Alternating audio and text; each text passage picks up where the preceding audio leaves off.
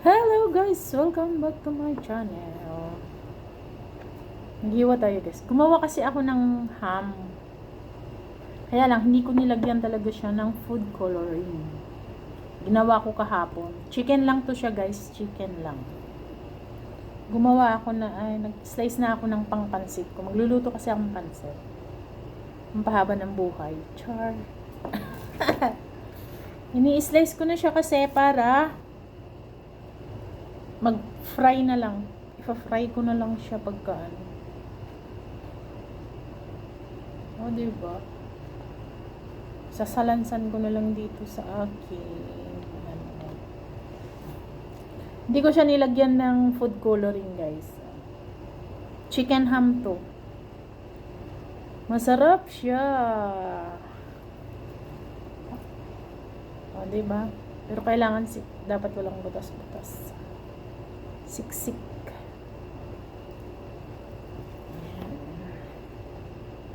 Mamang mama, maming mami ang datingan. Kakarating ko lang kasi from work.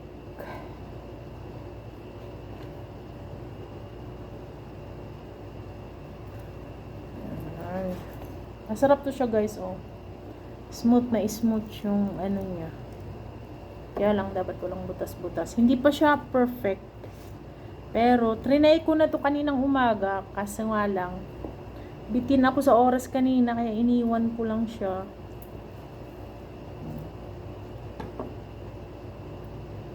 Galing. Imbis na bibili tayo ng ham, spam pala, tayo na lang gagawa. Chicken lang to. Napakadali lang gawin. Hindi ko na nga lang na-video guys. Nakalimutan ko kahapon. Comment down below on my video. Tapos ibibigay ko sa yung recipe. Ayan. Sarap siya guys. Ayan. Ni-slice ko na siya kasi para diretso na akong pagprito sa umaga. Pagka gusto namin magluto nito, tapos ang galing oh, ang ganda oh, ang ganda ng pagkaano niya. Chicken na chicken. Chicken na chicken.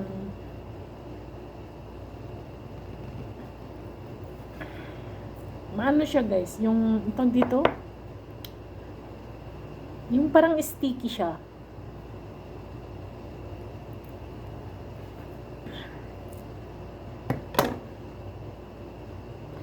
Buhay-buhay ko guys.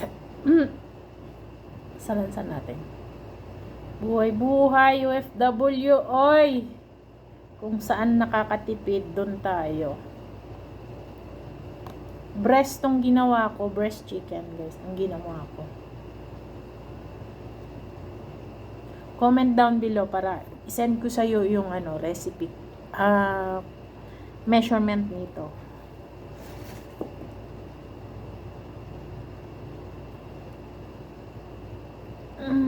Alhamdulillah. Tama na yan. Ayan. Siguro mga 1 week namin itong minsan hindi ako nag-uulam ng ganito. Mag-ingat tayong lahat dyan sa Pilipinas, mga Inday, kasi may bagyo na naman atang paparating dyan. Laban lang, ganyan talaga ang buhay. Kahit dito sa ibang bansa, binabagyo din kami. Binabaha din kami.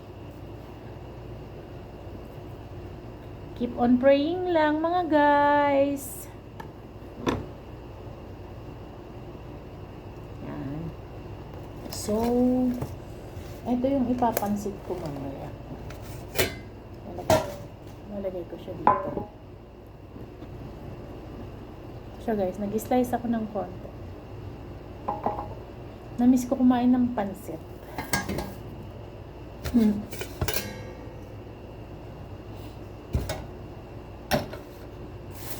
Pagod ako guys. Tapos ko lang din kumain.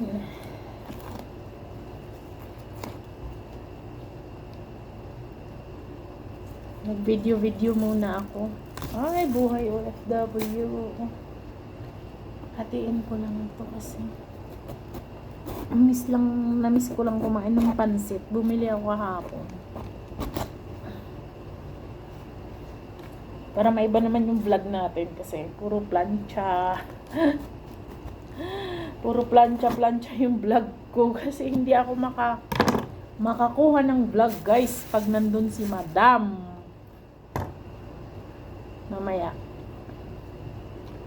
Mamaya ang baon ko ay may trabaho pa ako mamayang gabi, guys.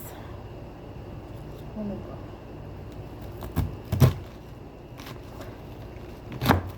Magpurol.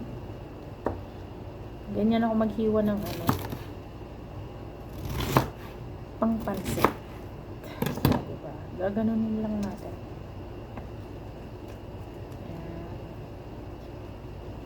Ay, bag-Israel talaga. Ayan mo na. Yan ang iuwi kong kayamanan. Ganito siya, guys. Pa-square lang. Repolyo nila dito matigas. Hindi katulad yan sa Pilipinas na masarap siya. Dito parang busog na busog sa abono. Ingat tayong lahat dyan, guys, sa Pinas.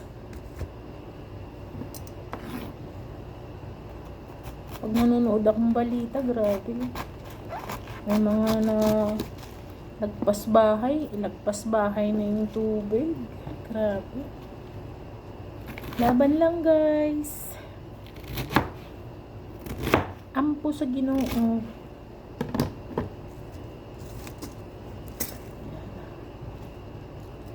Iingat lagi, mga anak ko.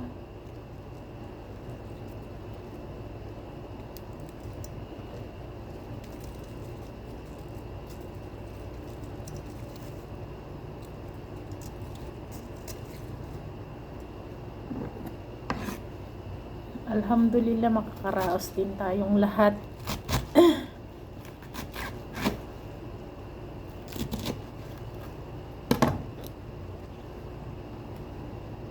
Pansit, guys, gagawin ko. Lulutuin ko. Pansit lang, pwede ng ulamin pag nagmamadali.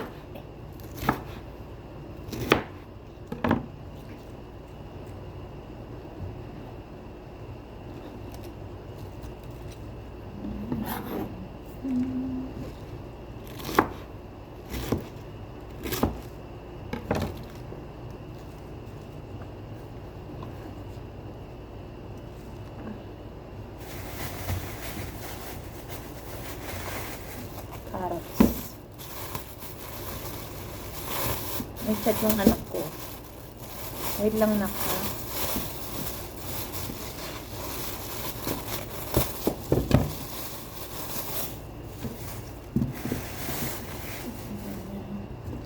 Dalawa lang, guys, lalagay natin. Masyadong madami maraming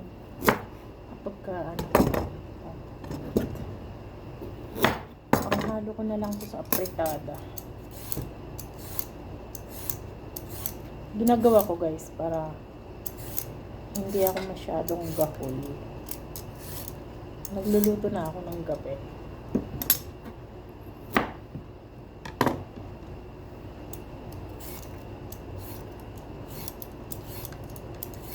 Tapos minsan niluluto ko na din ng pang 2 araw.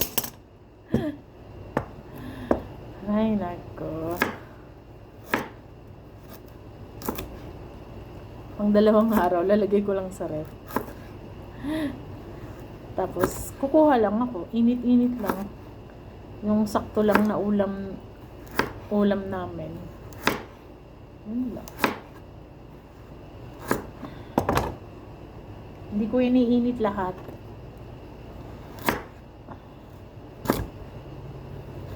Mag-init lang. Yun lang technique ko, guys. Pagka nagluluto. OFW life. Ganun ang gawin nyo. Basta may ref lang kayo. Ganun lang. Ganun lang ginagawa ko para ilalagay yung pagkaluto, palamigin, ilagay lang sa ref, tapos init na lang, konti-konti, kung sakto lang sa'yo, sa inyo, kung ilan kayo. Yan, ganun lang ginagawa ko guys, para hindi ako masyadong pagod. Minsan kasi sobrang pagod ko sa part-time ko.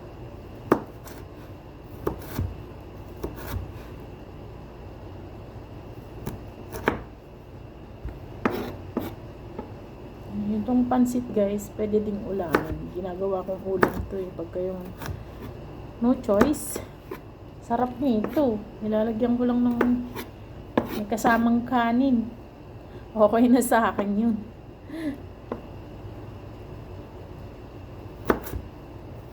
Bye guys!